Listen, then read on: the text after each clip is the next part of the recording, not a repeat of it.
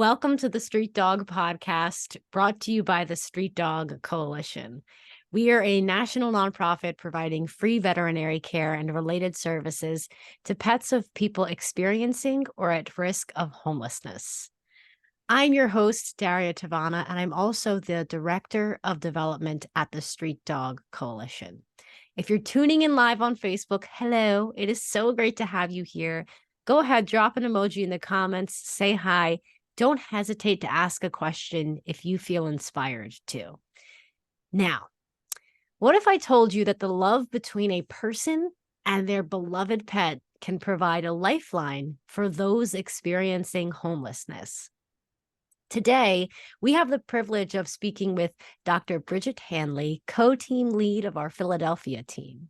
Bridget is a graduate of the University of Pennsylvania, and she practiced small animal medicine for 15 years before joining Merck Animal Health as a veterinarian in their drug safety department. Shout out to Merck. We love Merck.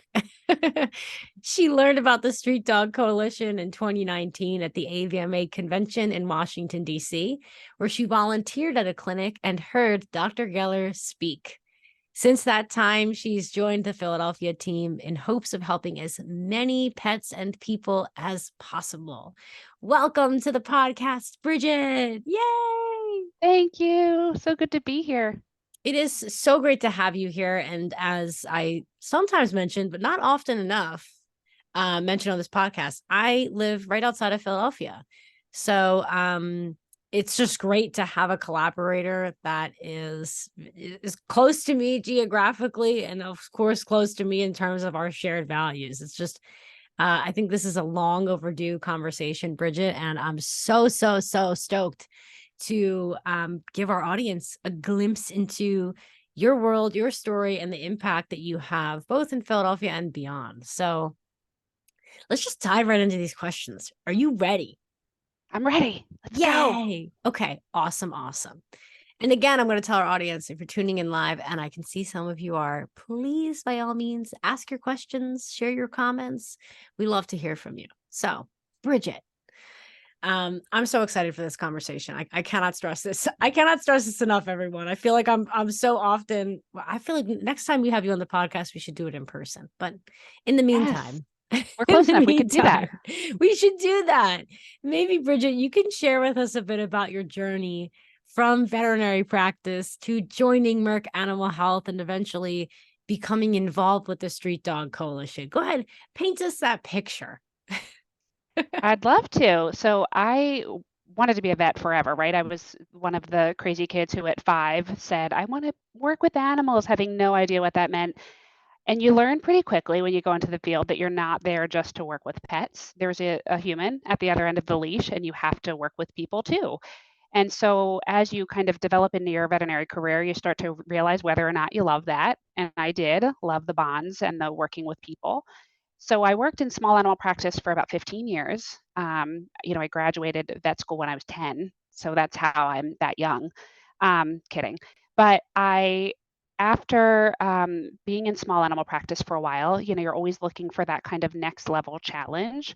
And so bridging into the pharmaceutical business allowed me to affect veterinary medicine in a different way. And so that's been a joy. And so I still do some relief work to kind of keep my feet in the game because I do love clinical medicine too. But working for Merck Animal Health has been amazing because they are such an ethically grounded company with true stakes in communities and philanthropy.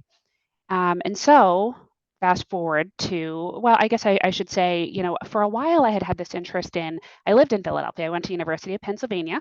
And so obviously, woohoo, Philadelphia. I'm not an Eagles fan. I'm so sorry. I'm a Giants fan. Am I allowed to say that on a Philly podcast? That's okay. That's okay. If your mic cuts out and your camera ends suddenly, it's not me. Don't be alarmed. It's the spirit of my boyfriend somewhere who's going to throw a fit when he hears this episode. But you're forgiven in my eyes. That's okay. My husband's an Eagles fan, so I get a pass. It balances out. Right? It's fine. And I'm paying for being a Giants fan this season. Let's face it, I'm getting enough harassment. So had a very front row seat to the homeless population in Philadelphia, on a daily basis. And became quickly aware that many of them did have pets. And so had this kind of interest in that demographic and being able to help them enjoy the same benefits of pet parenthood that the rest of us have the privilege of enjoying. And then fast forward to the AVMA convention in 2019 when I realized Dr. John Geller was going to be speaking. He is such a force, as you know, and such an amazing person. And hearing him speak is an honor and so inspiring. And so after hearing him speak, I had already signed up to help at his conference in Washington D.C. As with any street dog event, location is always so imperative. And so that can be the really tricky part of these clinics. And so in Washington, D.C., that held true. We didn't have a huge turnout in numbers because of the location. But we still wanted to reach people. So we actually walked around with backpacks and met some of the homeless individuals in Washington, D.C. And it was so touching. They were just so grateful to even just be talk to human, right? Most of Yeah. us walk along and ignore the homeless and pretend they're not there. And they are humans and, certainly should be treated with the same respect and dignity that the rest of the population is treated with. So that was really eye opening. And so from there, I really knew that I had to be involved. And so that sort of led me to talking to John Geller. And he put me in touch with Dr. Allison Whiter, who lives here in Philadelphia. And she was already running a team in Philadelphia. At that time, she had played around with backpacking to homeless encampments and was holding some clinics in the basement of suburban station. So if you can imagine, in the basement of a train station, because again, it's difficult to find places to do this where you can have an impact. And so I joined her there. And again, numbers were a problem. And so Allison was gracious enough to let me become involved and try to help with the Philly team. And so the rest is kind of history over time. We've kind of played around with a lot of different forums and ways to get our word out and ways to network with the community to try to have a bigger impact. And recently, we've really kind of hit our stride and been able to do that. And that's fantastic. And Allison is amazing, definitely a force to be reckoned with. And I really appreciate um, the focus that you're putting on, just even in this conversation and the work that you do, the humanity of the individuals that we serve. It feels silly for us to say that because we know these individuals are worthy of veterinary care for their pets. You and I know that, but I know that that sometimes individuals who are not involved in our line of work often feel like, people who can't take care of themselves shouldn't have pets. And I feel weird even saying that out loud because we I know know. how completely untrue that is. Right. And I'm sure, you, especially in your line of work, you've probably encountered for every one individual who is experiencing homelessness and takes incredible care of their pet, you've probably seen a handful of individuals who have a house who are not doing their best to take care of their pet. So, for everyone listening, I hope you feel the same way, but I think it's just interesting to shine a light on the fact that there is no correlation between having a home and being capable of taking care of your pet. So I love to hear you shine a light on the humanity of the clients that you serve. I think it's just a great constant reminder for us to share with our audience.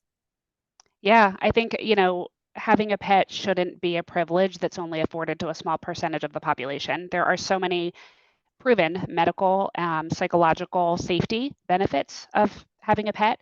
And so I feel really strongly about this, obviously.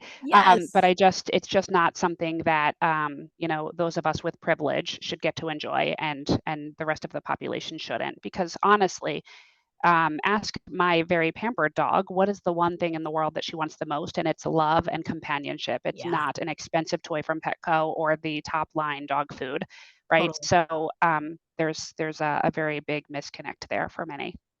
I agree. And I see we have like a dozen people joining us live. So if you guys have thoughts or comments on this, as I'm sure you do, please go ahead, share them in the comments. Um, And I'm laughing because I see a comment from Diane, who must be your mom. I know you said your mom was going to be. No? Okay, well, we have Diane Lynn Hanley. That's weird that we have the same last name. Who is this lady? Wow, I love that. Okay, no relation, but Diane says, It's totally my Diane's. mom. Love you, Mom. I'm very gullible. You should know this about me. I'm extremely gullible. You could have kept that going for a very long time. I was going to say, she kind of looks like you. Hi, Diane. Diane says, yay, Bridget. So clearly you're getting some love. Clearly our audience agrees with they're picking up what you're putting down, which I love. So let's kind of focus in on Philadelphia. Maybe you can share with us some of and I'm sighing because I go to Philly all the time. I have my experience of Philadelphia. There are some serious systemic issues at play in Philadelphia, which it's Yes. just everyone kind of knows just walking through Philadelphia. But maybe you can kind of share with us some of the specific challenges and unique circumstances faced by people experiencing homelessness in Philadelphia, and how you and your team address these challenges. Yeah, so I'm going to back up and just say one of the big challenges of any street dog team for people who aren't aware of this, because you wouldn't necessarily think of this, the homeless population does not necessarily trust us to take care of their pets, right? Like they are used to, unfortunately, very jaded by a population of people who think they shouldn't have pets and who are trying to take them away. And they're dealing with, not that animal control is not a great organization, but different organizations that might want to take their pet from them. And so that by itself is a pretty big issue, is just gaining the trust of the community. In Philadelphia specifically, there aren't many or really any shelters that allow dogs or cats or pets at all. And that's a challenge, right? Because it would be so easy to say, hi, shelter, we're going to set up camp in your lobby and treat all of the people who are here with their pets. It doesn't work because they're not allowed there. So that is a challenge for sure. Services that are afforded to those that don't have pets are not available in the same way to people with pets. So that's a big challenge. Public transportation in Philadelphia is not pet friendly. So that's hard, right? So depending on where we set up location wise, we have to be cognizant of the fact that people are going to need to walk there with their pet. And so, that's limiting because you need to pick an area where there's a high concentration of homeless and a high concentration of people with pets. So it makes it really hard to get in somewhere where you can have a really big impact and be easily accessible. So I would say those are some of the biggest challenges that we've had. Pair that with coming into this and trying to really get this up and running right around the time of COVID, and resources are, hard, right? Hard to come by. People really felt the impact of that. And so it can be really difficult when you're trying to network to get in touch with people and to try to, forge the connections that you need to kind of get rooted in the community and to gain the trust of that population. So I think that's been a lot of our challenge, is trying to find a good location. Again, in Philadelphia, probably in any city, safety is a big concern. We're bringing a lot of volunteers to these events, some of whom are veterinary students, right? We have to be aware of the safety implications for them. And so we have to be mindful of where we're setting up from that perspective too. So those are probably our biggest challenges. I would say the way that we've been getting around that, again, is just really trying hard to make connections with organizations that want to help us. We've recently been working in partnership with an organization called Philly Unknown, and they too work with the homeless population and also the population of people who are near homelessness. And so they've been really helpful, allowing us to use their community garden and their warehouse where you were to kind of set up some of our clinics. So that's been amazing. They're in Kensington. And so Kensington was where we were trying to focus some of our work, because just from doing community mapping and trying to figure out where the biggest need was, Kensington just kept coming up as an area of need. That's such a great point. Yeah, I agree. I think that these we've invited a handful of team leads to join us on these conversations on this podcast, and it is quite incredible to hear about the partnerships that evolve from our local teams, and it really does take a village. It's Sure does. the generosity and support of our neighbors in Philadelphia, who surely are listening to this episode. Fingers crossed they're listening to this episode.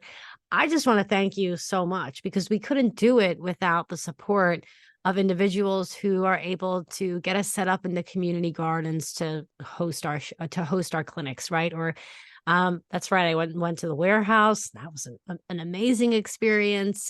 So thanks to the kindness and the generosity of like-minded people who also understand that this is an issue that our unhoused neighbors are facing in Philadelphia.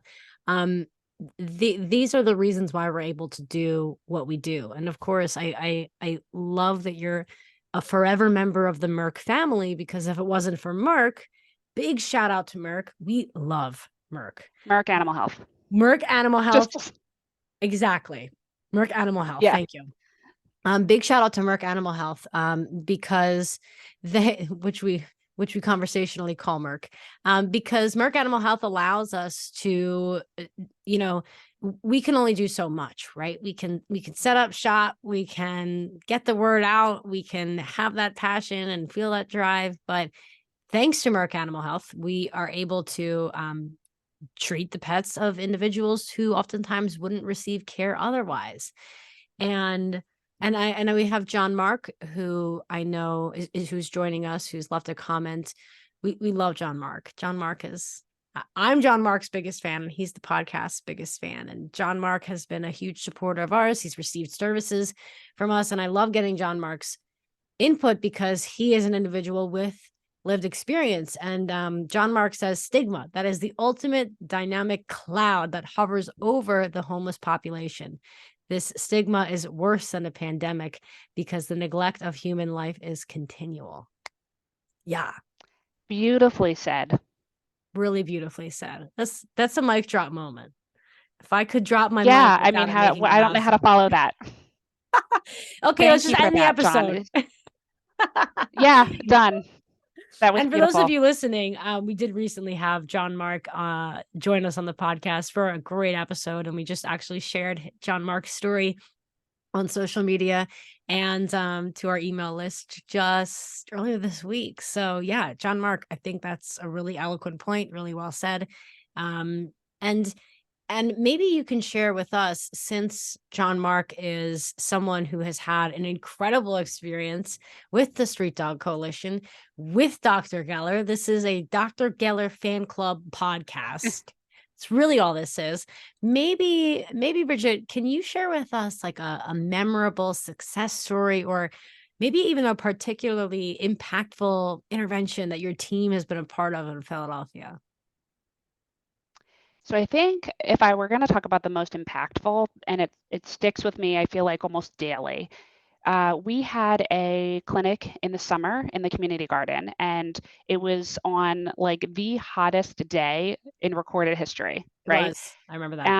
I wasn't And there, but I remember that. it was crazy. And we were really faced with a big challenge because there was a very real, I think our original time was scheduled to be 12 to 2, and there was a really very big concern about heat illness for pets and for people, right?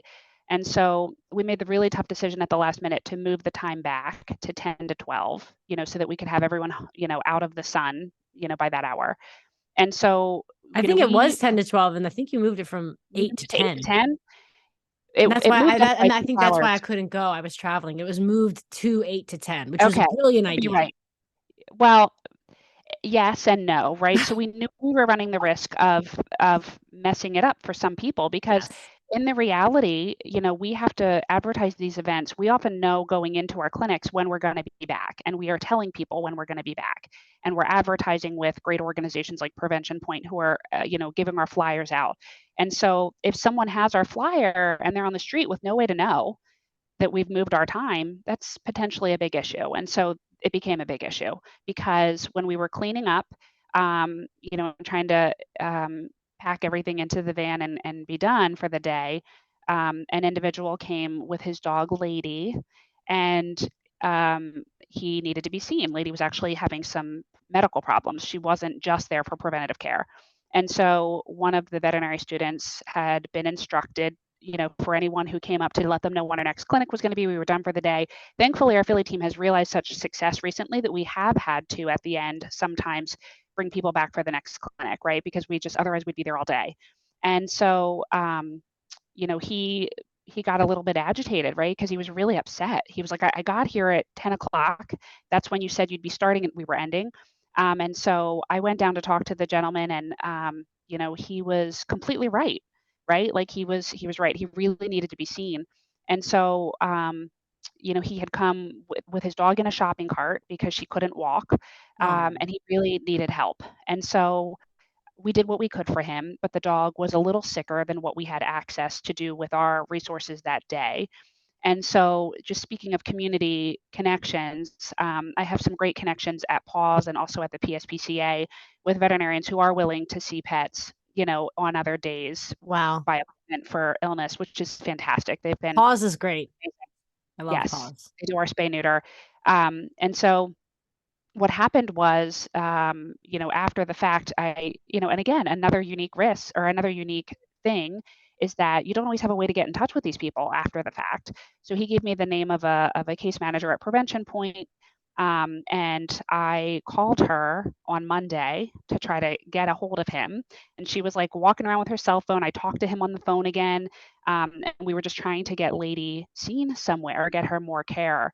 But just the conversation that I had with him, I just felt so much like I really, my empathy, right, may put me in his shoes for a minute and really felt for him, right? Like he really had no help. And I wanted to give him our tent. Like I just wanted to help him. Yeah. And he really has stuck with me.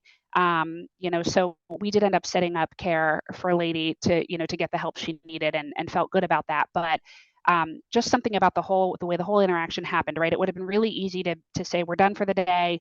We can't see you. But then it comes back to that privilege, right? Like we were all gonna drive home in our air conditioned cars and go get some nice lunch, and he was going to be stuck with nothing. And so I think sometimes we have to remember that it does take a little bit of sacrifice to really do the right thing, and to take care of each other at the Yeah. end of the day, right? We need to take care of each other. That's fantastic. It's clear to me that you and your team and your connections were all um as difficult as it was at the time. You were willing and eager to kind of go above and beyond. And I've noticed that from the clinics that I've attended, in the few cities that I've attended our clinics,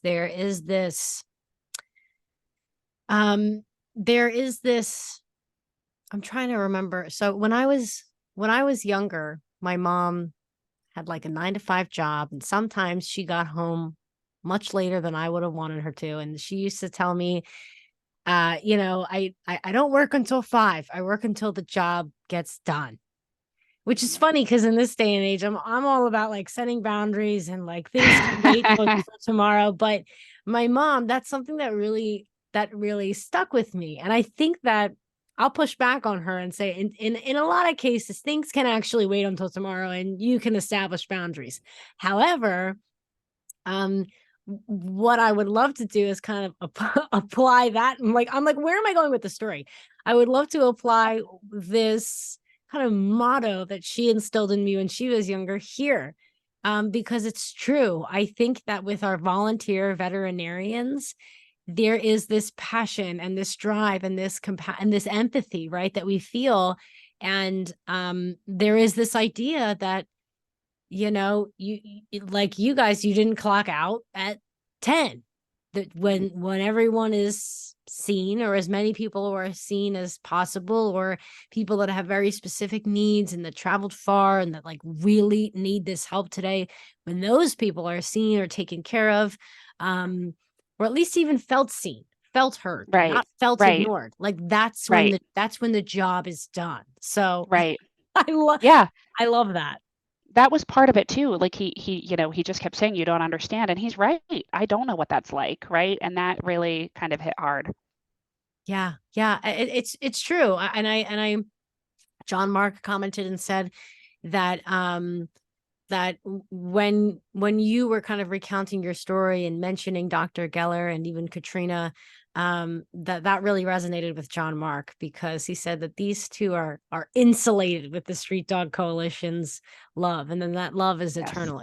It's true. I mean, Mhm. Dr. Geller especially, and I know John Mark has had a lot of personal experience with Dr. Geller, and maybe you can kind of take us home by answering this question. So as a veterinarian, as a team lead, you started talking about this, but maybe you can tell us, like, what is the most rewarding aspect of your work with the Street Dog Coalition? What keeps you motivated to continue serving this population and their pets? What is it? What is it? Tell us. I think it's 100% connections, right? Like just Okay. um, forming the connections with these people who just so greatly need to be seen as humans who deserve the right to a pet, right? But even, even in work with those who are near homelessness, right? Those who are at risk of Yeah. homelessness, people are so grateful for, that someone is having a vested interest in helping them to have access to the same care that everyone else has access to. And so listening to the stories that people tell at these events, and just hearing about the bond, like, this gentleman's bond with his dog Lady. I mean, he was literally telling me about how, she's the reason he gets up in the morning. And, you know, we need to be able to contribute and to keep these pets healthy so that they can enjoy a long life to stay with their owner, right? And to help them through. So it's really so much about the connections with the people, just listening to their stories and um, you know, hoping that you might have made their day just that much better. And then even just helping to spread the word. So it's interesting after AVMA in Washington D.C. and after starting to work in Philly with Allison and Katie Krebs, who's the other veterinarian who's at these clinics with us, and helps do the lead work. Um, I talked at Merck Animal Health at a team meeting about Street Dog, and from that, two more veterinarians on my immediate team started teams in Charlotte and Pittsburgh, and then two more veterinarians started teams in other cities. And people just want to know how they can get involved. And so just Wow. by connecting and telling the story, you really can help people know how to affect change. Yeah. So, yeah, I mean, I think the motivation, honestly, is just there's a lot of work to be done, right, to help the homeless population in many ways, right? I feel like what we're doing is a drop in the bucket, but trying to help this population get to a better place is really the motivation.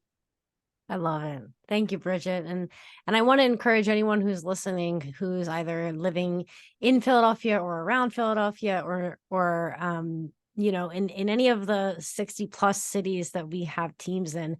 If you are interested in learning more about how you can get involved, I've included a link in the show notes.